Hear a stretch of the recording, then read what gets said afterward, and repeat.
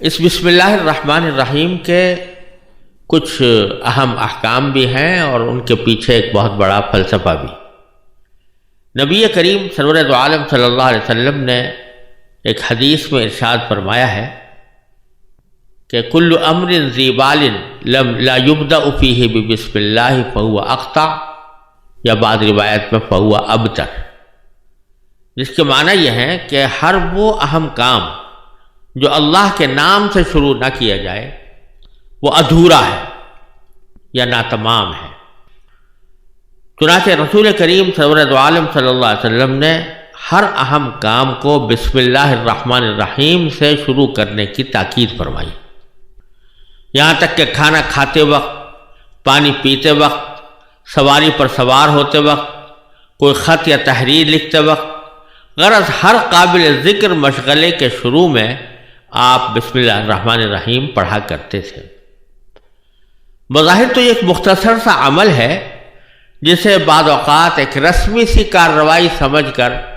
لوگ نظر انداز کر دیتے ہیں، لیکن حقیقت میں یہ کوئی رسم نہیں، بلکہ اس سے ایک بہت بنیادی فکر کی آبیاری مقصود ہے۔ یہ ایک ایسی اہم حقیقت کا اعتراف ہے جس کو پیش نظر رکھنے سے زندگی کے تمام مسائل کے بارے میں انسان کا پورا نقطہ نظر اور معاملات طے کرنے کے لیے اس کی پوری اپروچ ہی بدل جاتی ہے، کیونکہ یہ اس بات کا اعلان ہے کہ اس کائنات کا کوئی ذرہ اللہ تعالیٰ کے حکم اور اس کی مشیت کے بغیر حرکت نہیں کر سکتا۔ انسان کو اپنی عملی زندگی میں اسباب کے اختیار کرنے کا حکم ضرور دیا گیا ہے، لیکن نہ تو یہ اسباب خود بخود وجود میں آ گئے ہیں اور نہ ان اسباب میں بذات خود کوئی کارنامہ انجام دینے کی طاقت موجود ہے۔ حقیقت میں ان اسباب کو پیدا کرنے والا اور ان میں تاثیر پیدا کر کے ان کے نتیجے میں واقعات کو وجود میں لانے والا کوئی اور ہے۔ ذرا سا غور کیجئے کہ جب ہم پانی پینا چاہتے ہیں تو بسا اوقات غفلت اور بے دیانی کے عالم میں پی کر فارغ ہو جاتے ہیں۔ ایک ظاہر بین انسان زیادہ سے زیادہ اتنا سوچ لیتا ہے کہ اسے پانی کہاں سے حاصل ہوا، کس کنویں سے یا دریا سے یا جھیل سے، اور انسان کی پیاس بجھانے کے لیے اللہ تعالیٰ کی قدرت کاملہ نے کائنات کی کتنی قوتیں اس کی خدمت میں لگا رکھی ہیں اور اس کے لیے کیسا عجیب و غریب نظام بنایا ہوا ہے، اس کا دھیان بہت کم لوگوں کو آتا ہے۔ اللہ تعالیٰ نے پانی کا عظیم الشان ذخیرہ سمندروں کی شکل میں محفوظ فرمایا اور اسے سڑنے سے بچانے کے لیے اول تو اسے نمکین بنا دیا ہے اور دوسری طرف اسے ہر دم اس طرح رواں دواں رکھا ہے کہ اس کی موجیں حرکت اور بےتابی کی علامت بن گئی، اور باوجود کہ اس میں روزانہ ہزارہ جانور مرتے ہیں لیکن یہ پانی کبھی سڑتا نہیں۔ لیکن انسان کے لیے پانی کے اس عظیم الشان ذخیرے سے براہ راست فائدہ اٹھانا ممکن نہیں تھا، اس لیے کہ اول تو اس میں پانی کی کڑواہٹ ہی ایسی تھی کہ اسے انسان پی نہیں سکتا تھا،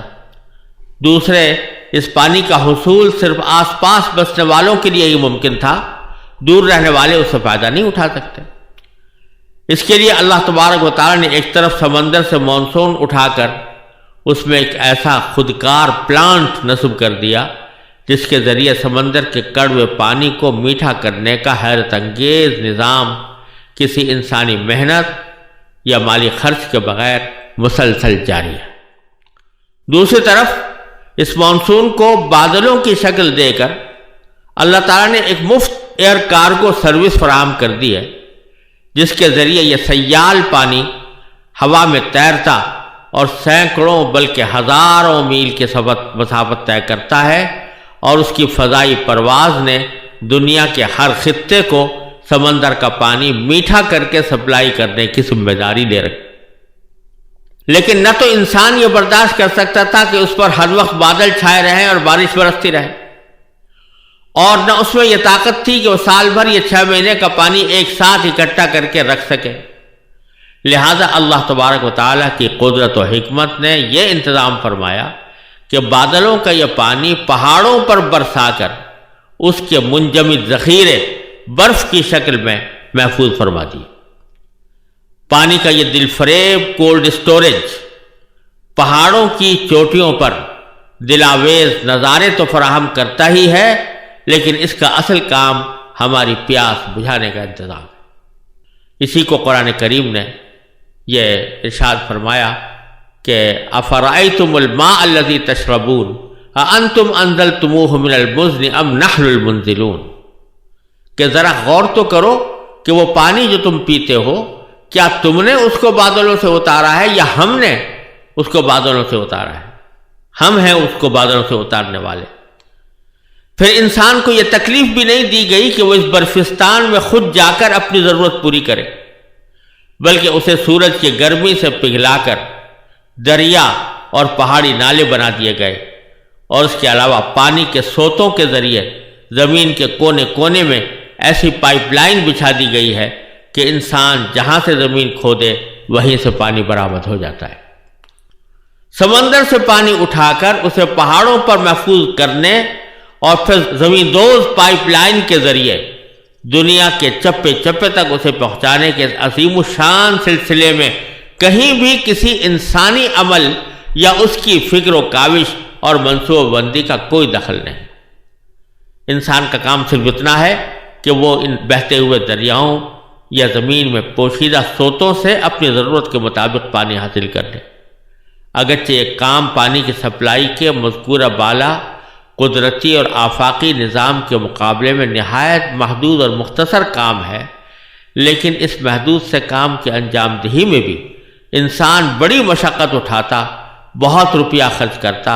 اور کائنات کے دوسرے وسائل سے کام لیتا ہے۔ پانی کا ہر وہ گھونٹ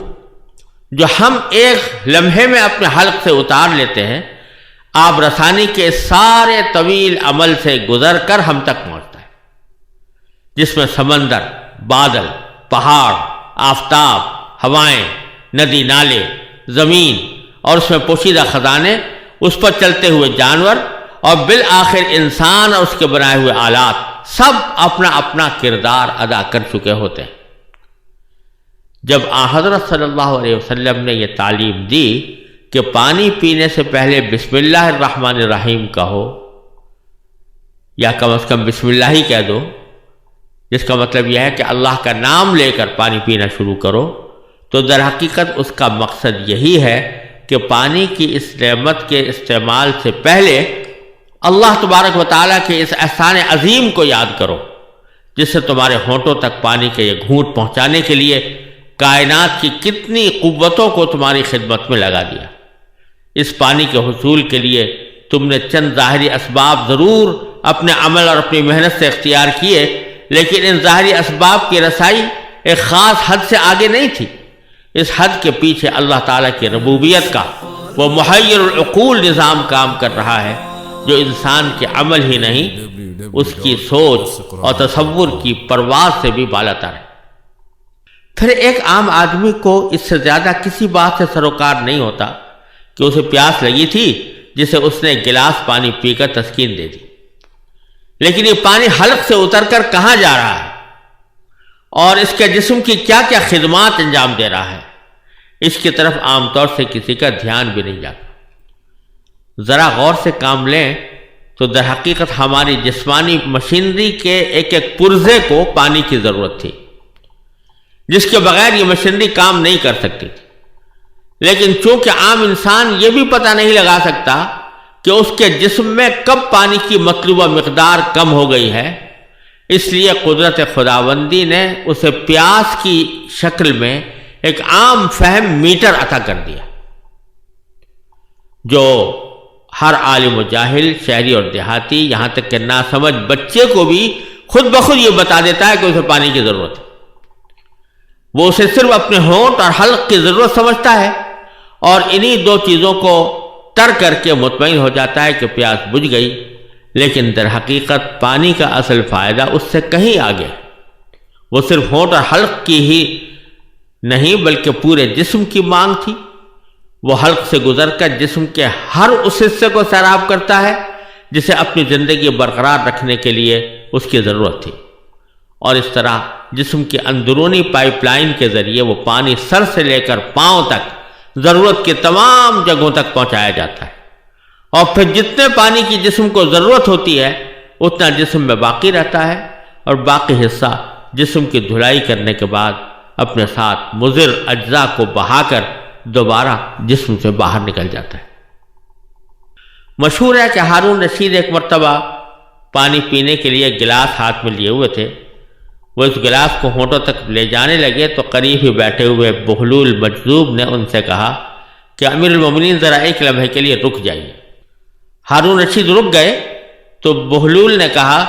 ذرا بتائیے کہ اگر شدید پیاس کے وقت آپ کو یہ پانی نہ ملے تو آپ اسے حاصل کرنے کے لیے کتنی دولت خرچ کر دیں گے؟ ہارون رشید نے کہا کہ ساری دولت۔ بہلول نے کہا اچھا اب پانی پی لیجئے۔ جب وہ پی کر فارغ ہوئے تو بہلول نے پھر پوچھا کہ امیر المومنین ذرا یہ بھی بتا دیجئے کہ جتنا پانی آپ دن بھر میں پیتے ہیں اگر وہ سارے کا سارا جسم کے اندر ہی رہ جائے اور باہر نہ نکل سکے تو اسے باہر نکالنے کے لیے یعنی پیشاب کرنے کے لیے آپ کتنی دولت خرچ کر دیں گے؟ ہارون نے پھر کہا کہ ساری دولت۔ اس پر بہلول نے کہا کہ آپ کی ساری دولت ایک گلاس پانی کو جسم میں داخل کرنے اور اسے باہر نکالنے کی قیمت بھی نہیں ہے۔ کہنے کو تو یہ ایک لطیفہ ہے، لیکن واقعتاً یہ ایک ایسی سامنے کی حقیقت ہے جو بدیہی ہونے کے باوجود ہماری نظروں سے اوجھل رہتی ہے۔ یہ تو ایک پانی کی مثال تھی۔ روٹی کے نوالے کو لے لیجئے جو ایک لمحے میں آپ حلق سے اتار لیتے ہیں۔ ایک ظاہر بھی نکاح صرف حد تک جاتی ہے کہ ہم نے اپنے کمائے ہوئے پیسوں سے بازار سے آٹا خریدا اور اسے روٹی تیار کر لی، لیکن بازار تک اس آٹے کو پہنچانے کے لیے کائنات کی کتنی طاقتیں سرگرم رہیں اس کی طرف عموماً نگاہ نہیں جاتی۔ انسان کا کام اتنا ہی تو تھا کہ وہ زمین میں ہل چلا کر اس میں بیج ڈال دے، لیکن کون ہے جس نے اس چھوٹے سے بیج میں ایسا پروسیسنگ پلانٹ لگایا ہوا ہے کہ اس میں سے کوپل پھوٹ نکلی؟ کون ہے جس نے مٹی کے دبیز تہوں میں اس کوپل کی پرورش کی اور اسے یہ قوت عطا کی کہ وہ اپنے منحنی جسم کی لچکدار نوک سے زمین کا پیٹ پھاڑ کر نمودار ہو اور ایک لہلہاتی ہوئی کھیتی میں تبدیل ہو جائے؟ پھر کون ہے جس نے اس پر چاند سورج کی کرنیں بکھیری، اسے لہراتی ہوئی ہواؤں کا گہوارہ فراہم کیا، اس پر بادلوں کا شامیانہ تان دیا اور اس کو جھلسنے سے بچایا، اور اس پر رحمت کا مے برسا کر اس کی نشو و نما کی رفتار تیز کر دی، یہاں تک کہ ایک ایک کھیت میں سینکڑوں خوشے اور ایک ایک خوشے میں سینکڑوں دانے وجود میں آ گئے۔ قرآن کریم اسی حقیقت کو یاد دلاتے ہوئے کہتا ہے افرأیتم ما تحرثون اانتم تزرعونہ ام نحن الزارعون، ذرا بتاؤ تو صحیح کہ جو کچھ تم زمین کو گاہ کر اس میں ڈال دیتے ہو کیا تم اسے اگاتے ہو یا ہم ہیں اگانے والے؟ لہذا جب سرکار دو عالم صلی اللہ علیہ وسلم نے یہ فرمایا کہ کھانا کھانے سے پہلے بسم اللہ کہو تو اس کا مقصد اسی حقیقت کی طرف توجہ دلانا ہے کہ اس نوالے کا حصول صرف تمہاری قوت بازو کا کرشمہ نہیں بلکہ یہ اس دینے والے کی دین ہے جس نے اسے تم تک پہنچانے کے لیے کائنات کی عظیم طاقتوں کو تمہارے لیے رام کر دیا ہے۔ لہذا اس نوالے سے لطف اندوز ہوتے ہوئے اس دینے والے کو فراموش نہ کرو۔ یوں تو اللہ تعالیٰ کی یہ عطا اس کی ہر مخلوق کے لیے عام ہے، کھانا اور پانی جانوروں کو بھی ملتا ہے، لیکن جس انسان کو اللہ تعالیٰ نے عقل و شعور بخشا ہے اس میں اور بے شعور جانور میں اتنا فرق تو ہونا چاہیے کہ یہ باشعور مخلوق ان نعمتوں سے فائدہ اٹھاتے وقت غفلت کا مظاہرہ کرنے کے بجائے اپنے حقیقی محسن کو یاد کر لیا کرے۔ یہ یاد کرنا ہی در حقیقت بسم اللہ الرحمن الرحیم پڑھنے کا ایک اہم بنیادی مقصد ہے جو ہر کام کے شروع میں پڑھنے کی تلقین فرمائی گئی ہے۔ اور پھر اس کا ایک عظیم فائدہ یہ ہے کہ جب بھی آدمی کوئی کام اللہ کے نام سے شروع کر رہا ہے تو دوسری طرف وہ اپنے اس کام کی تکمیل کو اور اس کے انجام کو اپنے اللہ کے سپرد کر رہا ہے۔ جب وہ یہ کہتا ہے کہ میں یہ کام اللہ کے نام پر کر رہا ہوں، اللہ بھی کون؟ جو رحمان ہے اور رحیم ہے، تو اس کا مطلب یہ کہ میں اس ذات کے سپرد اس کام کو کر رہا ہوں جو بڑی رحمت والی ہے، جس کی رحمت وسیع بھی ہے، جس کی رحمت بہت گہری بھی ہے، میں اس کے سپرد کر رہا ہوں تاکہ میرے اس کام کو وہی اپنے فضل و کرم سے تکمیل تک بھی پہنچائے اور اس کا اصل مقصد بھی مجھے حاصل ہو۔ جب آدمی اللہ تبارک و تعالیٰ کی طرف اس طرح رجوع کر کے کوئی کام شروع کرتا ہے تو اول تو اس کام میں انشاءاللہ برکت ہوتی ہے، دوسرے یہ کہ اس عمل سے بندے کے اندر ایک عاجزی، درماندگی اور اپنے تواضع کا احساس پیدا ہوتا ہے، کیونکہ جب یہ بار بار اللہ تعالیٰ کے نام کا حوالہ دیتا ہے تو رفتہ رفتہ اس کے دل میں یہ شعور جڑ پکڑ لیتا ہے کہ وہ اس دنیا میں خالق اور مالک بن کر نہیں آیا بلکہ مخلوق اور اپنے مالک کا بندہ بن کر آیا ہے۔ یہ بندگی کا احساس اس کے دل میں تواضع، عاجزی، ہمدردی اور غمگساری پیدا کرتا ہے،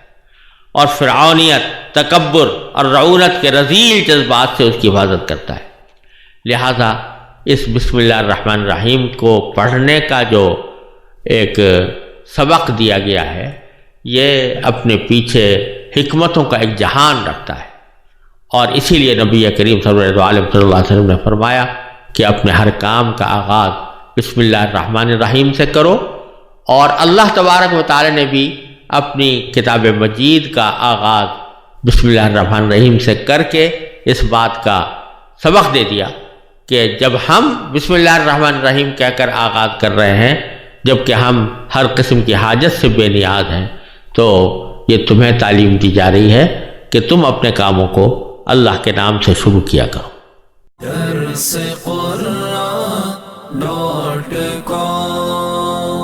www.darsequran.com